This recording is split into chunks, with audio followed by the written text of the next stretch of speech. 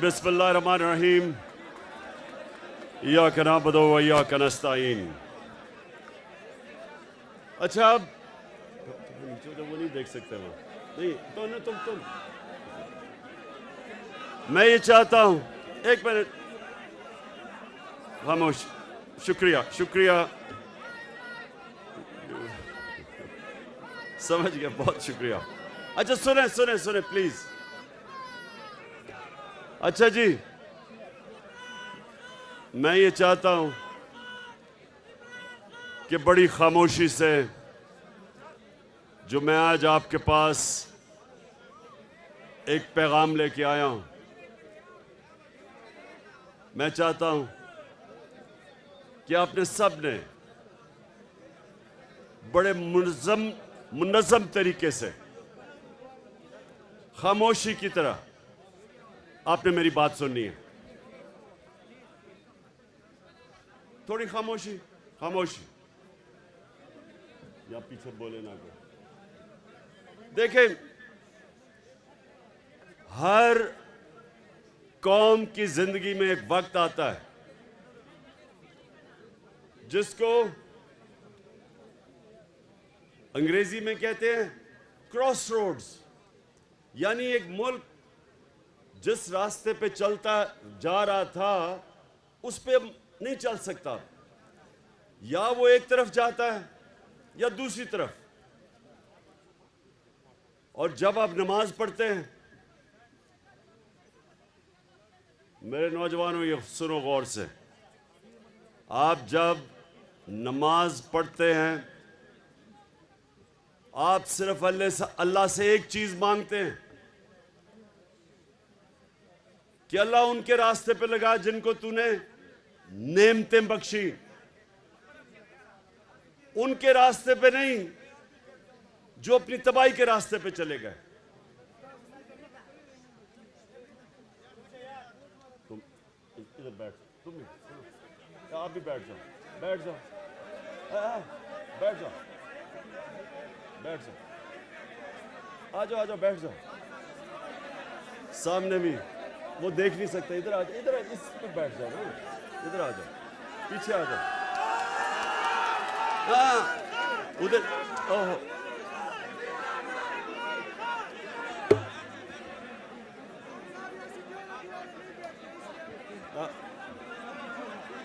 अगर बैठ जाओगे वो देख लेंगे। बैठ, इधर आ जाओ, इधर बैठ जाओ, इस पे बैठो, इस पे बैठो,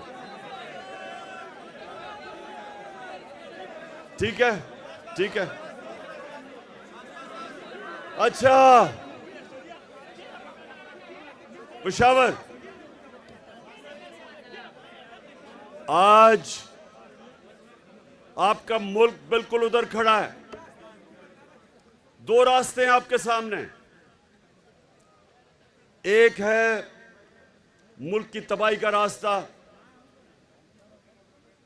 वो लोग जो 30 साल से इस मुल्क को लूट रहे थे, जिनके ऊपर किताबें लिखी हुई हैं चोरी पे, इनके ऊपर डॉक्यूमेंट्री, बीबीसी की डॉक्यूमेंट्री बनी हुई है इनकी चोरी के ऊपर। ये जरदारी खानदान और नवाज शरीफ खानदान, ये 30 साल से चोरी कर रहे हैं। मैं जब 26 साल पहले पॉलिटिक्स में आया तो मैंने अपनी, आपकी जो आज पार्टी है उसका नाम रखा इंसाफ की तहरीक, क्योंकि जब माशरे में इंसाफ होता है तो चोरी खत्म हो जाती है। करप्शन उस माशरे में होती है जिधर इंसाफ नहीं होता, जिधर कानून की हुक्मरानी नहीं होती। तो जब मैं आया था पॉलिटिक्स में, मैं इन दोनों खानदान को जाती तौर पे जानता था। मेरी इनसे कोई जाती लड़ाई नहीं थी, मेरी इनसे सिर्फ एक लड़ाई थी कि ये करप्शन का मतलब होता है मुल्क का पैसा चोरी करना। चोरी होती है जब किसी के घर में चोरी हो, तो ये मुल्क का पैसा चोरी जब करते हैं करप्शन, वो मुल्क को तबाह कर देती है। आज दुनिया में जितने गरीब मुल्क हैं सबका एक ही मसला है, वहां जरदारी और शरीफ नवाज शरीफ टाइप लोग बैठ के मुल्क का पैसा चोरी करके बाहर ले जाते हैं और वो मुल्क तबाह हो जाता है, वो मकरूज हो जाता है।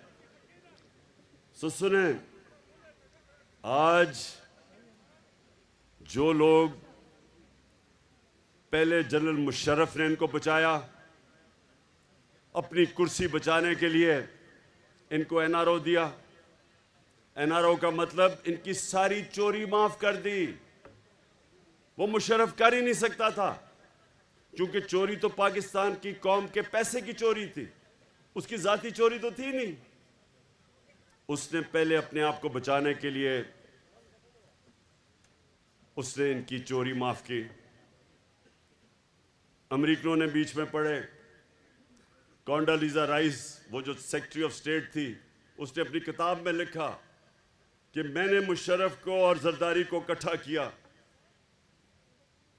और मैंने मुशर्रफ से इनको एनआरओ दिलवाया। इन दोनों चोरों को एनआरओ मिला,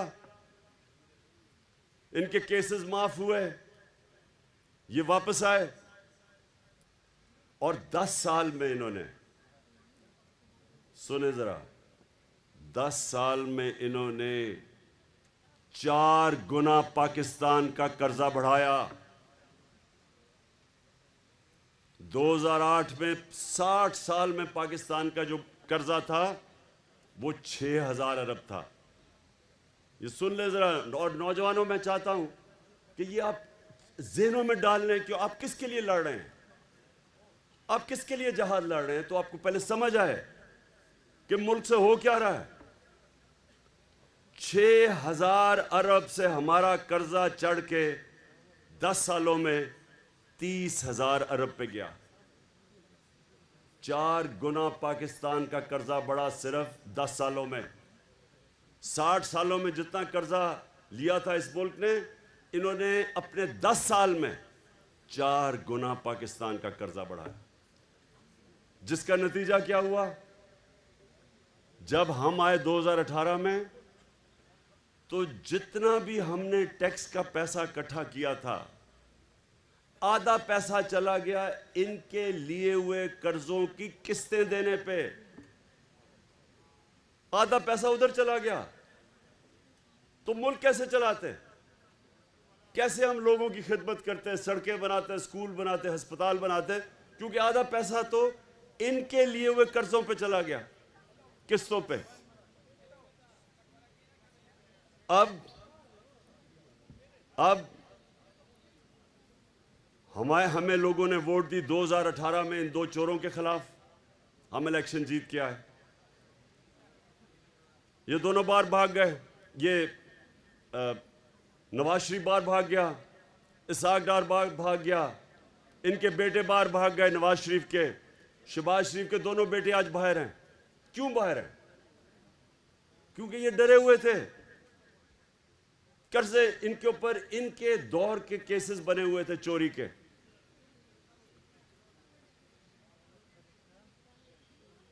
जब ये बाहर चले गए, वहां बैठ के इन्होंने साजिश शुरू की पाकिस्तान के दुश्मनों से, जो चाहते नहीं थे कि इमरान खान इक़्तिदार में रहे। क्योंकि इमरान खान एक आज़ाद फॉरेन पॉलिसी बना रहा था। वो किसी के सामने झुकने के लिए तैयार नहीं था। वो किसी को, गैर मुल्क को अपने मुल्क में बेसिस देने के लिए तैयार नहीं था। वो किसी की जंग में शिरकत करने के लिए तैयार नहीं था। इन्होंने पाकिस्तान के उन लोगों के साथ साजिशें की, बाहर बैठे हुए थे, और आखिर में इन्होंने अंदर जो बैठे गद्दार थे इस मुल्क में, उनके साथ मिलके अमेरिकी साजिश के तहत इन्होंने हमारी गवर्नमेंट गिराई। अभी नहीं सुन लो। अच्छा, अब क्या हुआ है? ये इक़्तिदार में आ गए,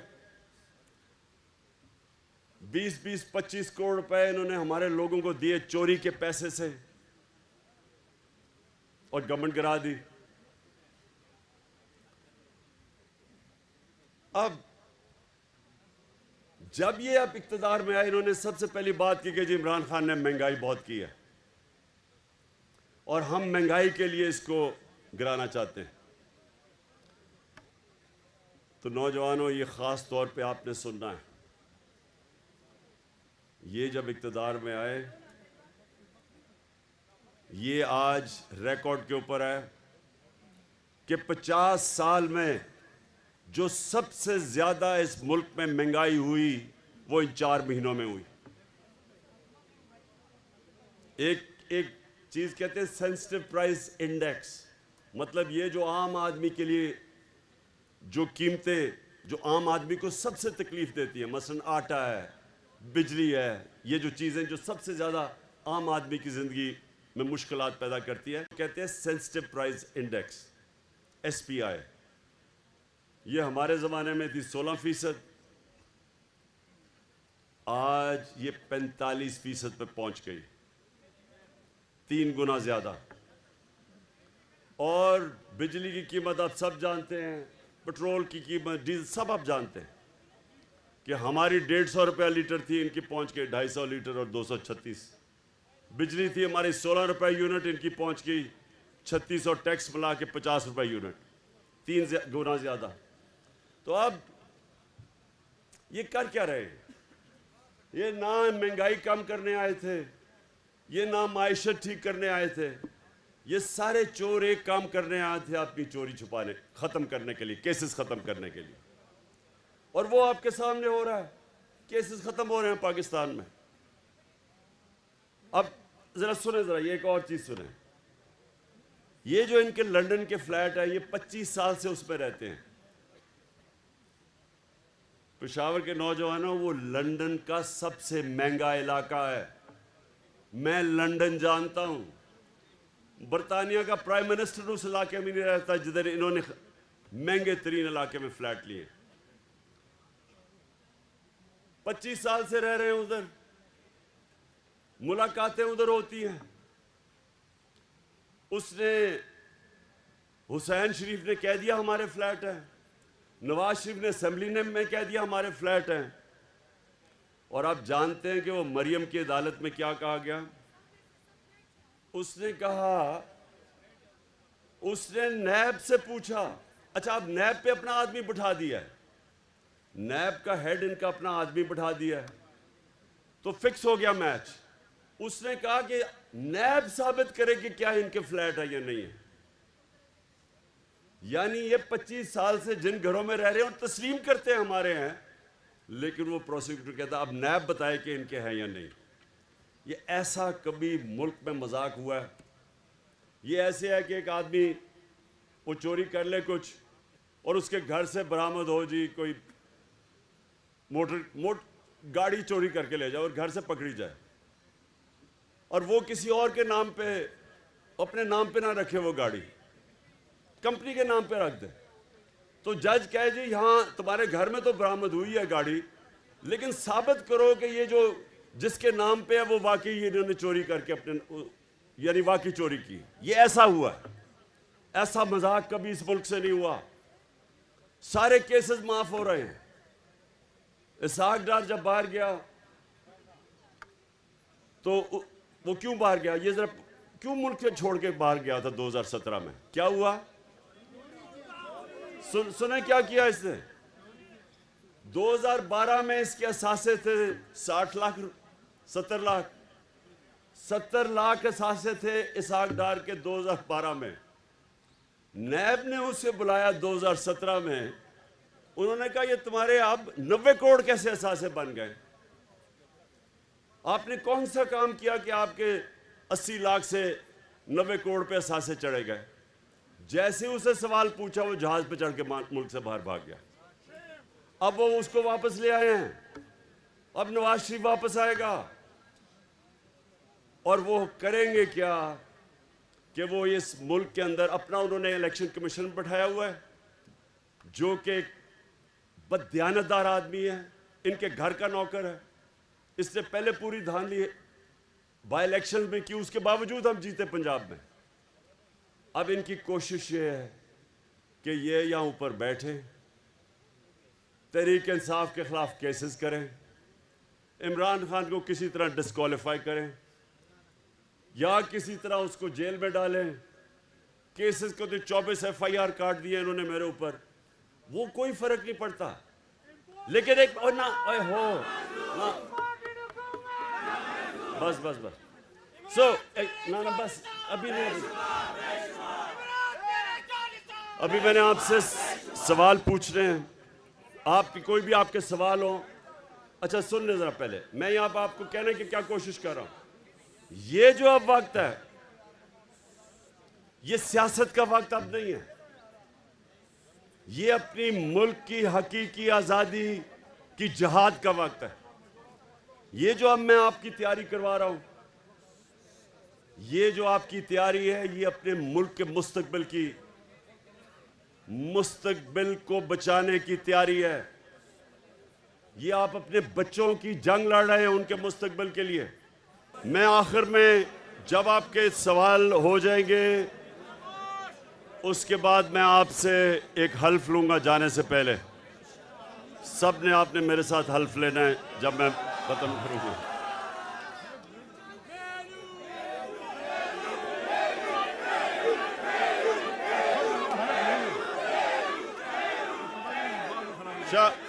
एक मिनट शाह फरमान,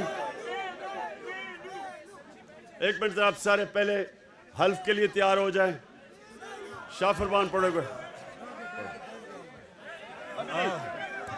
अभी मेलू नहीं, अभी नहीं। आप हल्फ पढ़े साथ साथ बिस्मिल्लाहिर्रहमानिर्रहीम। हम अल्लाह को हाजिर और नाजिर जानकर हल्फ उठाते हैं कि पाकिस्तान की आईन की पासदारी करेंगे और इसकी हिफाजत करेंगे, और ये कि हम हकीकी आज़ादी तहरीक को जहाद समझकर इसमें हिस्सा लेंगे और हर किस्म की कुर्बानी देंगे। अल्लाह हमारा हामी और नासिर हो।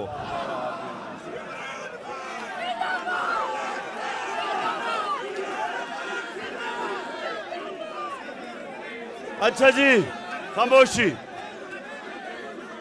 5 सवाल लूंगा मैं, 5। खामोशी ताकि सवाल आ जाएं आपके। अच्छा सुने, एक मिनट लगे पीछे सुने। इंशाअल्लाह आज से आपकी तैयारी होगी और मैं कभी भी 5-6 दिन के बाद मैं कभी भी आपको कॉल दूंगा और आपने सबने तैयार होना है इंशाअल्लाह।